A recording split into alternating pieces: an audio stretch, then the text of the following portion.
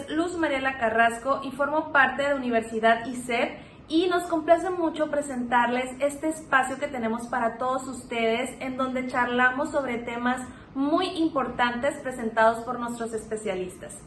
El día de hoy contamos con la presencia del doctor Ángel Espinosa Mora, quien cuenta con un máster en Psicología Clínica y de la Salud.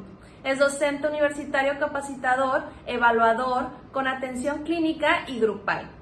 De igual manera, realiza manejo de talleres, charlas, capacitaciones y evaluación clínica, forense y laboral. El día de hoy el doctor Ángel nos va a estar presentando el tema de cuidados paliativos y la importancia que hay sobre ello. Adelante, doctor. Los saludos. Primero que nada, muchísimas gracias por la invitación.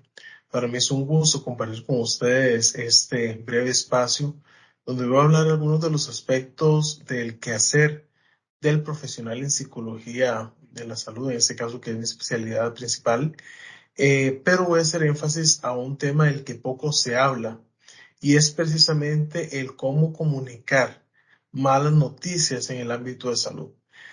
Básicamente iniciando con la premisa de que en cuidados paliativos trabajamos y se enfoca principalmente en el abordaje de este paciente en su fase terminal de vida y por tanto el objetivo principal va a ser brindarle una calidad de vida, una calidad de muerte, una muerte digna y un acompañamiento también a la persona, al paciente y a sus familiares. Sin embargo, queda una brecha de cómo brindar esas malas noticias en temas de salud. Vamos a abordar entonces y a iniciar por definir qué es una mala noticia. Básicamente es aquella noticia, aquella información que es drástica, que altera negativamente la perspectiva que tienen las personas, el paciente en este caso, o los familiares en relación al futuro, ¿verdad? Es cuando se le tiene que dar esa noticia de esta persona va a ser referida a cuidados paliativos, esta persona se encuentra en fase terminal, ¿verdad? ¿Por qué? Porque muchas veces las personas piensan que cuidados paliativos es un tratamiento. Socialmente hay una brecha en comprender que cuidados paliativos es precisamente para disminuir las afectaciones de dolor, para que se haga un acompañamiento en esta última fase de la vida. Es el resultado de un desarrollo emocional o de comportamiento que persiste en el tiempo después de que una noticia es recibida. Claramente, cuando se da una noticia y hay un malestar que permanece en el tiempo, hablamos que fue una mala noticia. En el caso de los cuidados paliativos, al recibir la información, al recibir una mala noticia sobre algún tema de salud, una enfermedad terminal y demás, ese malestar permanece.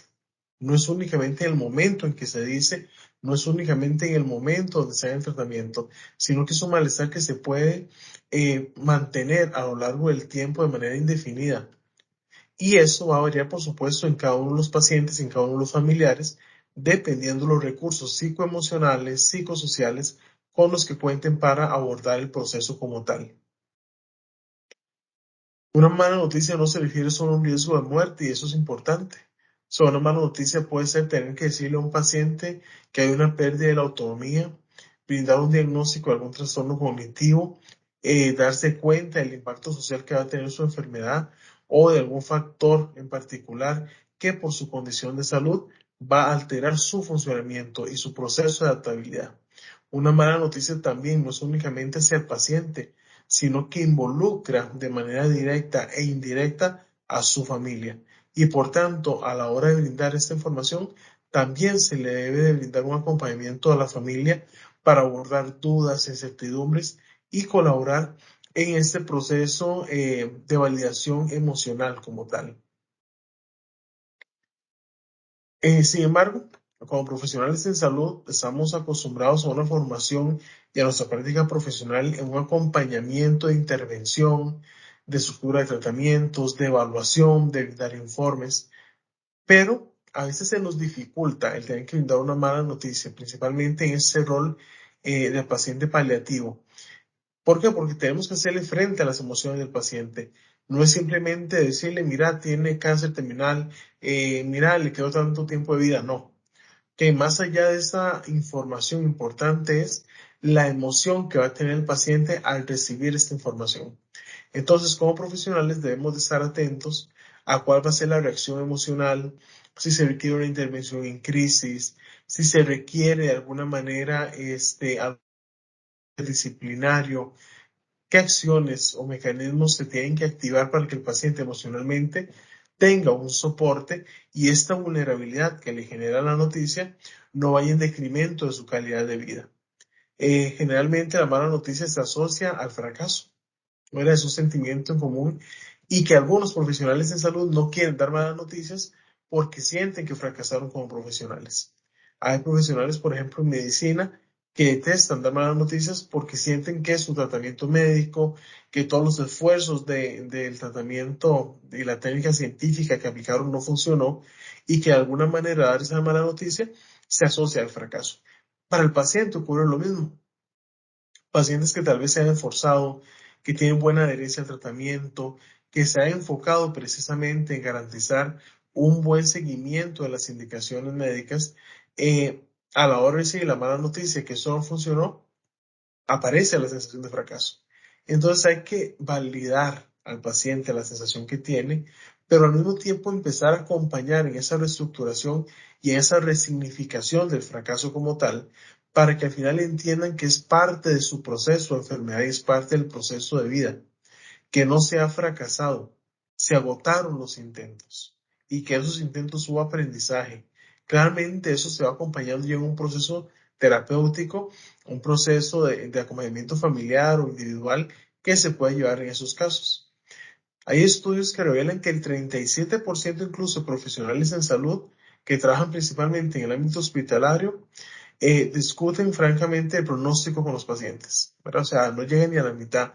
Muchos profesionales de salud no aclaran en un inicio cuando tienen que dar un diagnóstico, cuando le dicen al paciente, por ejemplo, mira, este cáncer, vamos a iniciar radioterapia, quimioterapia, vamos a hacer trasplante de médula, que sí le explican el procedimiento, pero son muy pocos, si ustedes lo ven, el 37%, los que verdaderamente hablan de cuál es el pronóstico para el paciente, a no ser que el paciente lo pregunte o a no ser que verdaderamente sea para el médico, para el profesional en salud, para el psicólogo incluso que está acompañando en ese momento, la importancia de que el paciente conozca la información en total. Entonces hay una negación porque claramente al recibir una mala noticia de un diagnóstico, por ejemplo, esperamos que haya esperanza, ¿verdad? Esperamos que funcione.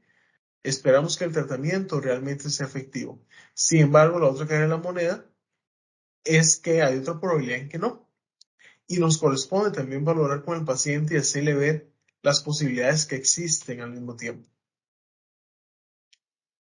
Hay un tema de inseguridad y acá quiero apuntar a lo siguiente. Muchas veces, como profesionales en salud, estamos más seguros en el ámbito científico y técnico. Dependiendo del ámbito en el que trabajemos, a veces hablar de esa vulnerabilidad puede generarnos una inseguridad como profesionales.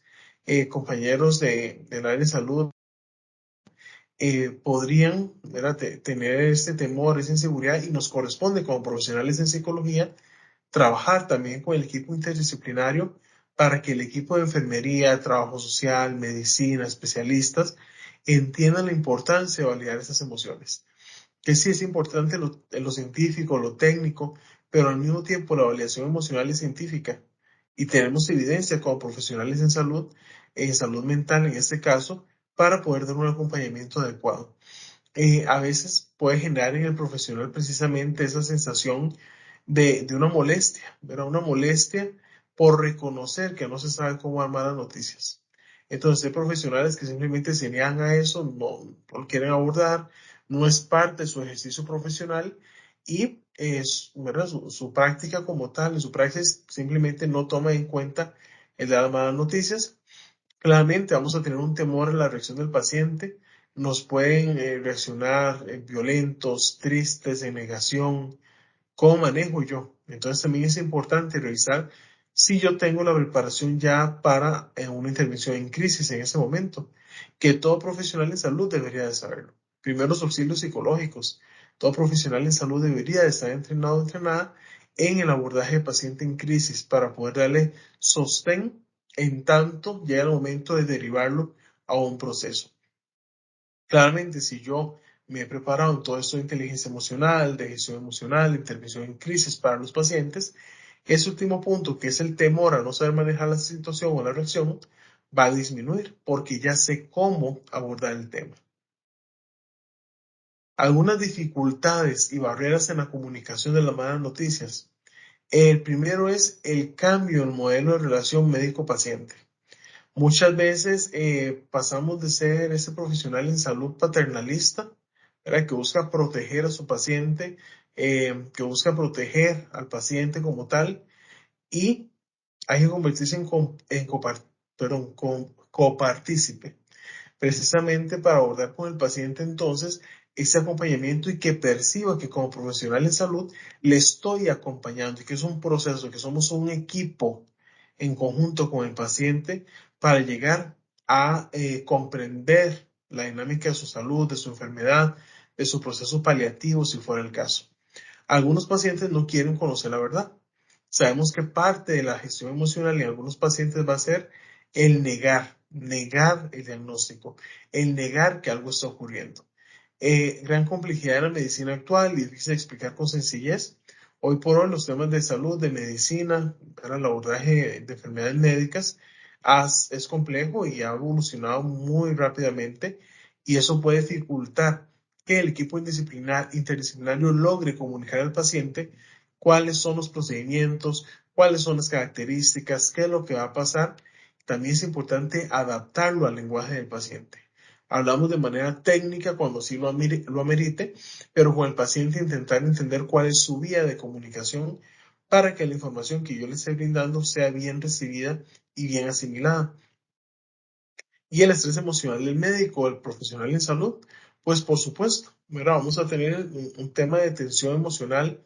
Como profesionales en salud mental no estamos exentos a esto, más si trabajamos en esta área de cuidados paliativos, en esta área relacionada con la tanatología, ¿verdad? Todo esto de la ciencia de la muerte, del acompañamiento en los últimos días y demás, vamos a manejar una tensión, porque podemos generar también o generamos en realidad un vínculo con los pacientes, pero son pacientes que están preparándose para partir y eso nos puede generar mucha tensión.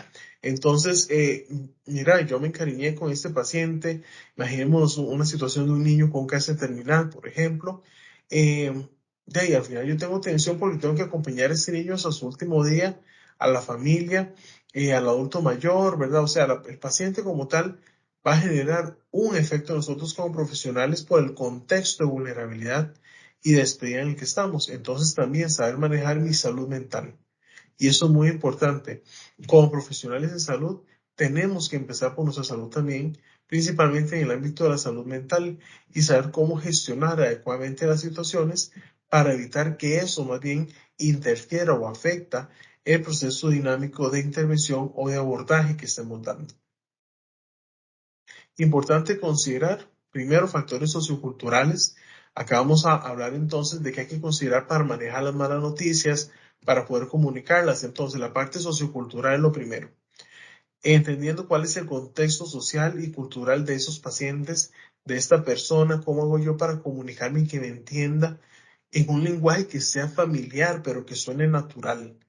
¿Por qué? Porque si yo llego entonces y más bien modifico el lenguaje para que me entiendan que es una persona tal vez de poca escolaridad, de bajos recursos, y caigo en un estereotipo de hablar, ¿verdad? Como popular, de intentar utilizar palabras y no suena como un discurso natural, puede ser que más bien la persona se ofenda. Mira, ¿por qué este psicólogo, este médico, este profesional, por qué me está hablando en este tono, con esas palabras?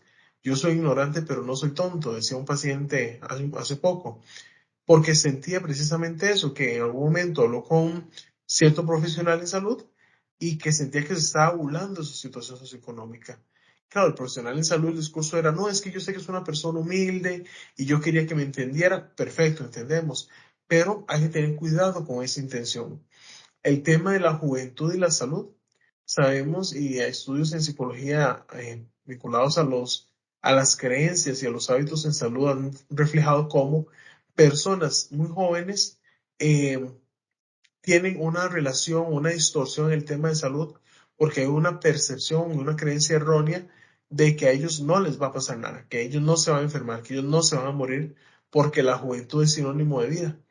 Entonces también aprender a manejar esas escalas de valores, esas creencias que tienen alrededor de su percepción sobre su existencia y la salud y la valoración de la muerte es importante.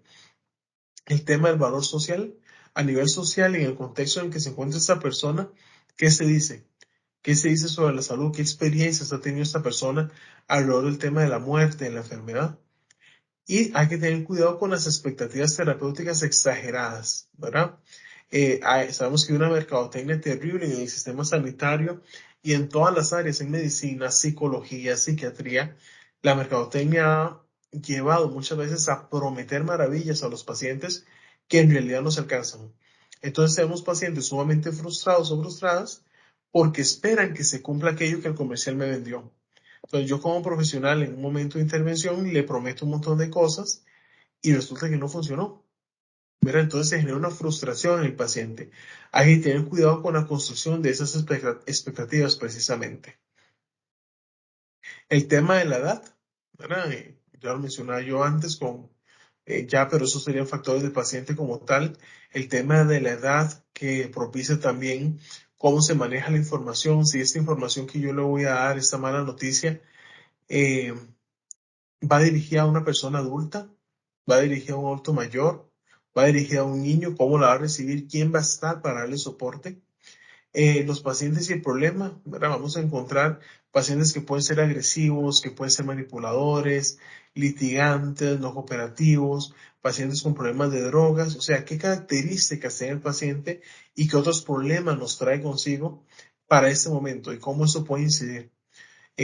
Hace unas semanas tuve que darle una mala noticia a un paciente, acompañar al equipo médico eh, interdisciplinario. Estábamos trabajando con un paciente que es diagnosticado con un cáncer, bueno, un cáncer de médula, y el paciente llegaba siempre con consumo activo de marihuana a la consulta.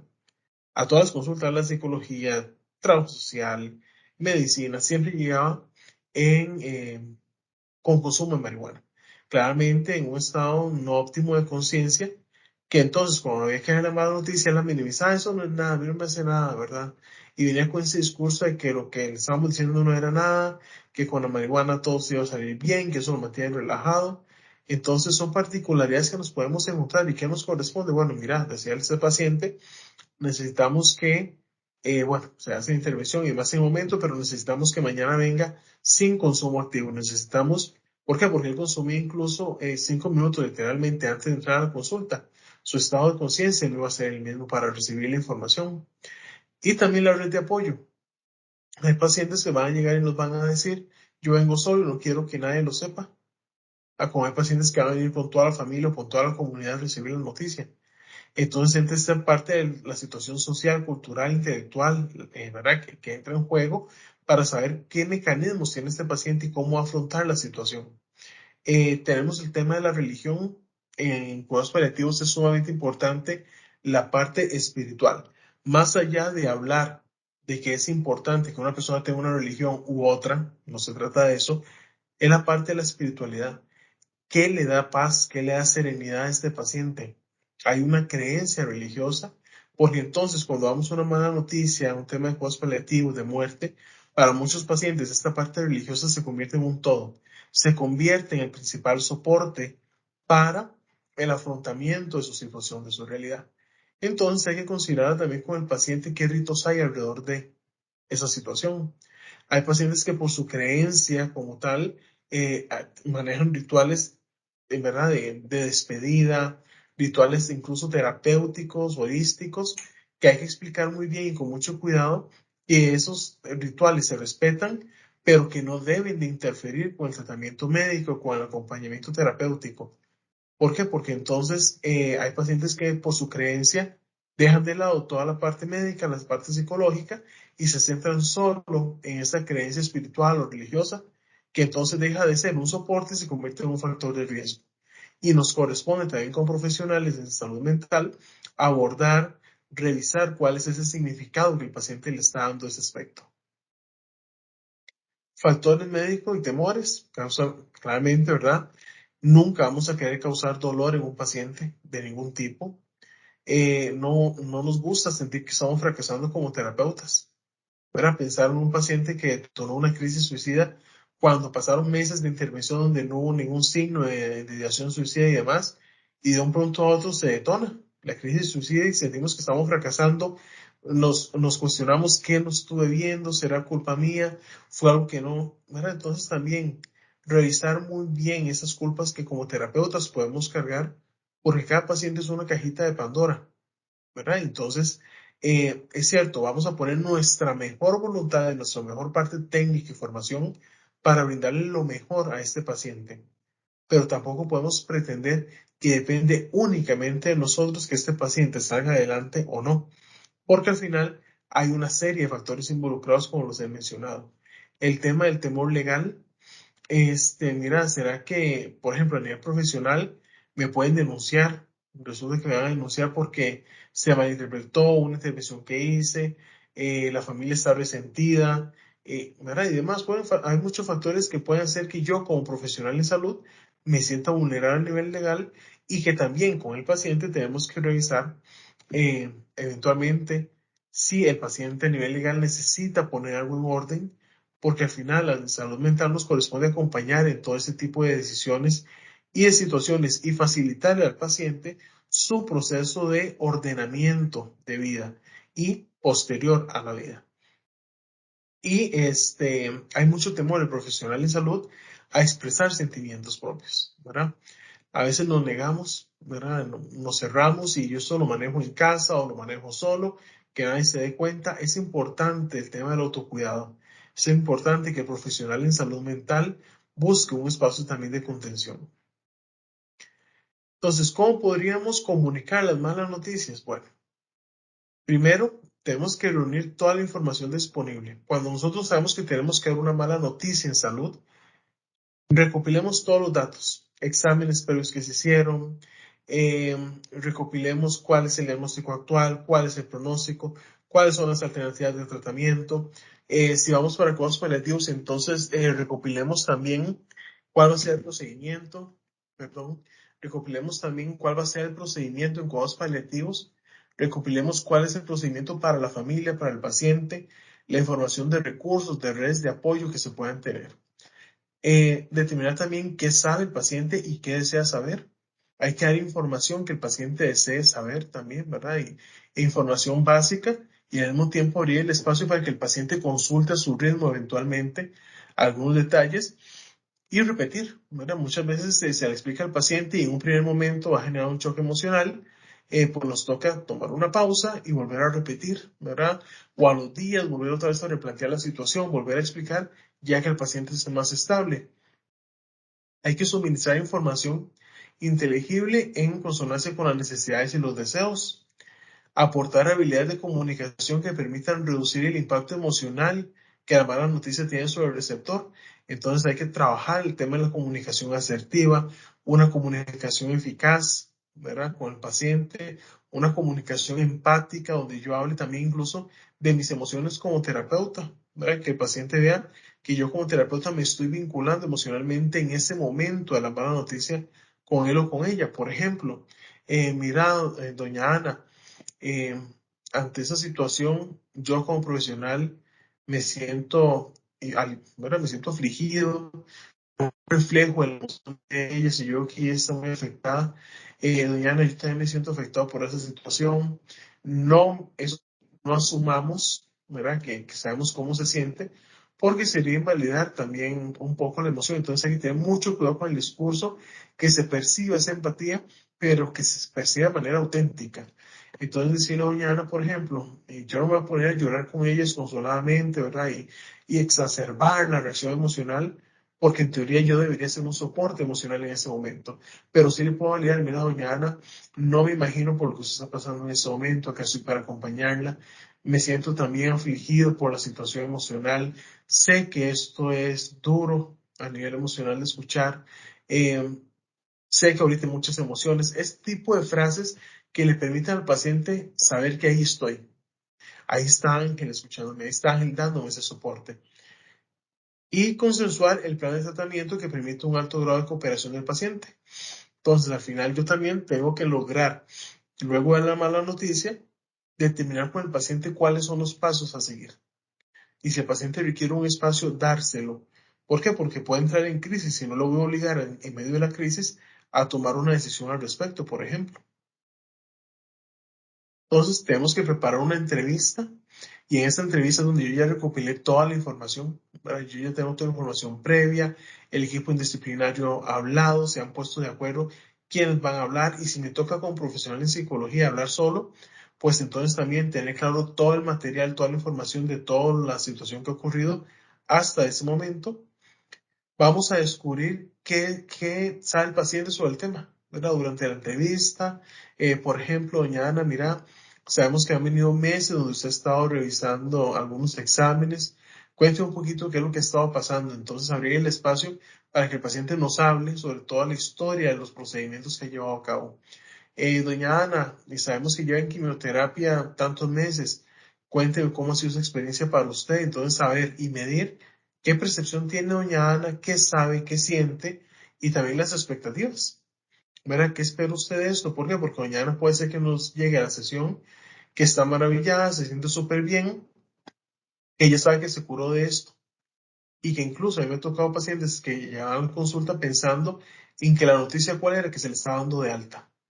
Y cuando yo le tengo que decir, mira, doña Ana, en realidad el tratamiento no ha funcionado como esperábamos y tenemos que remitirle a cuidados paliativos porque el tratamiento que estaba recibiendo no dio el resultado adecuado, no evolucionó como se esperaba, como se tenía pensado, y le vamos a referir a esta especialidad. A la persona se le cae el mundo porque venía con una expectativa, me van a dar de alta, y lo que recibe es una mala noticia, hay que reconocer entonces también cuánto requiere y cuánto quiere saber el paciente. Después de dar la noticia, doña Ana, no sé si tiene alguna pregunta, después de explicarle todo el procedimiento, todo lo que sigue, preguntarle a doña Ana, ¿verdad? Si tiene alguna consulta, si hay algo en particular que quiera saber, donde quiera profundizar y que ella sienta que el espacio es de ella. Comunicarle la información al paciente, ¿verdad? Eso incluye los aspectos que he mencionado de asertividad, sensibilidad. Vienen las reacciones del paciente, a la cual yo como terapeuta tengo que saber responder, pero yo tengo que saber responder a esa reacción que va a tener el paciente como tal, cuál va a ser la reacción que tiene y también si el paciente viene con la familia y la familia está acá en la consulta, cómo vamos a abordar la reacción de la familia si es que están ahí. Y por supuesto el tema de diseñar el plan, que era lo que yo mencionaba antes de no terminar la sesión, ¿verdad? No cerrar el espacio sin haber estructurado con el paciente precisamente cuál va a ser el plan de acción a seguir como tal. ¿Por qué? Porque entonces el paciente no es simplemente decirle, mira, doña Ana, va para cuidados paliativos, vaya, a ver cómo le va.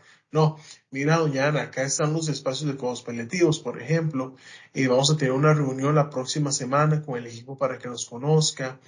La compañía de trabajo social va a ir a su casa a visitarles tal y tal día, o sea, que la persona sepa cuáles son los pasos que van a seguir luego. Porque entonces vamos a dejar a la persona de alguna manera como en el aire, ¿verdad? Como, ¿qué es lo que está pasando? ¿Verdad?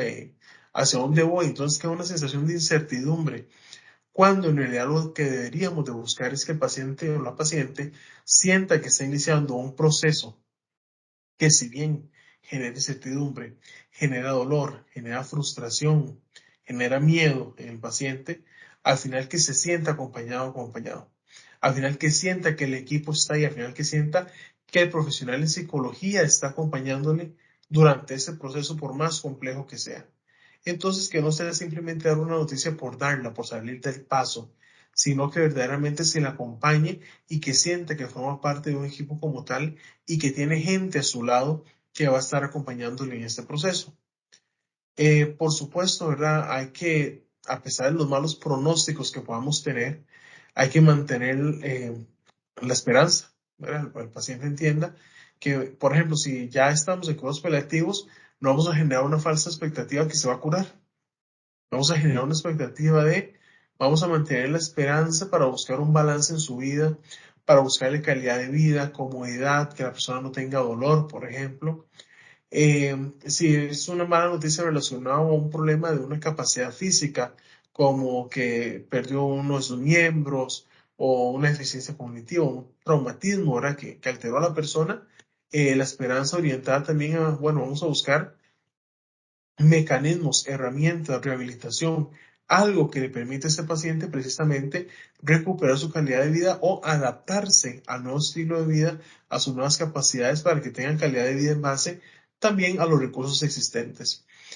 Que la persona espere lo mejor al final del día, por supuesto, y nosotros como profesionales también, que se espere lo mejor posible ante esas circunstancias, que espere descansar bien, dormir bien, alimentarse bien, que también en el trabajo en cuidados paliativos hay un acompañamiento a nivel familiar para que la familia entienda las nuevas dinámicas que están ocurriendo, pero que también estemos preparados para lo peor.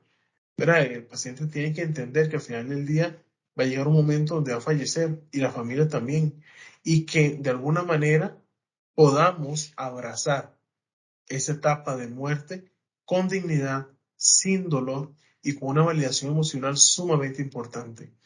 Acá esta frase, un mal pronóstico no significa malos cuidados. A pesar que se está dando una mala noticia, no significa que todo se acabó. A pesar que se esté dando una mala noticia en temas de salud, que se esté dando una mala noticia que va a las personas en cuidados paliativos, no significa que vaya a perder calidad de vida. Básicamente tenemos que saber que la muerte, la enfermedad y el dolor forman parte de la vida como tal, son parte de la estructura de vida, del ciclo de la vida.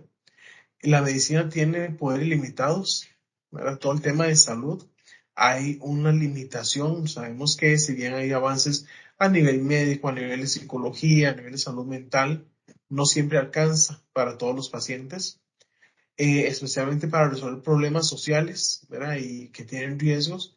Cuando encontramos pacientes que le damos una mala noticia, pero que al mismo tiempo está en un ambiente o un contexto social complejo que también limita la posibilidad de que ese paciente tenga recursos apropiados para poder avanzar en la vida, para poder avanzar en su proceso paliativo, pues es un factor doble de riesgo que tenemos que abordar y trabajar interdisciplinariamente, si fuera dado el caso, con trabajo social, con asociaciones, con organizaciones, con grupos de apoyo para colaborar en la dignidad de este paciente. Entienden que los médicos, bueno, la presentación dice médicos, pero en realidad los profesionales de salud no lo sabemos todo. Y es importante aprender a trabajar interdisciplinariamente y más con este tema relacionado a la salud, a la muerte, a las malas noticias. Porque al final lo que yo diga como psicólogo va a impactar también el tratamiento que el médico dé, que el psiquiatra dé, que el oncólogo esté dando, porque deberíamos de ser un equipo que favorezca los mejores recursos que cada uno tenga para el paciente, pero entre nosotros como equipo también estar en comunicación y en validación de la toma de decisiones. En asuntos sanitarios, profesionales de salud y pacientes vamos juntos. En temas de salud, siempre tenemos que entender que no somos una esfera ya que está flotando, ¿verdad?, en el aire, sino que al final del día, el profesional en salud, estamos junto al paciente y principalmente en cuidados paliativos, donde la vulnerabilidad emocional todavía es mayor y el paciente necesita de percibir ese soporte emocional precisamente. Y no quiero irme sin cerrar, por supuesto, con una frase. Si no puedes prevenir, cura. Sí, lo principal es la prevención. Acá me faltó un no. Lo principal es la prevención. Si yo no puedo prevenir, curo. ¿Okay? Si no puedo curar, alivio. Evito el dolor. Y si no puedo aliviar, ¿verdad? Y si no puedo evitar que la enfermedad avance, nos toca consolar. El trabajo en cuidados paliativos es un trabajo hermoso, es un trabajo sumamente sensible, es un trabajo que carga emocionalmente al profesional, al equipo lo sobrecarga, pero al final del día tenemos una función maravillosa que es acompañar a las personas para brindarles una calidad de muerte, una muerte digna y que sus emociones sean validadas y que tengan una resignificación de su calidad de vida, de su objetivo de vida y también del legado que va a dejar una vez que parta. De mi parte, agradecerles. Espero que este tema que les traje el día de hoy sea de provecho. Espero verles más adelante y les deseo muchos éxitos en todas sus labores. Muchas gracias, doctor Ángel. Esperamos que a todas las personas que nos están sintonizando les haya servido y recuerden que estas transmisiones quedan guardadas en nuestras redes cuando necesiten revisar la información que se presentó. Muchísimas gracias y nos vemos muy pronto.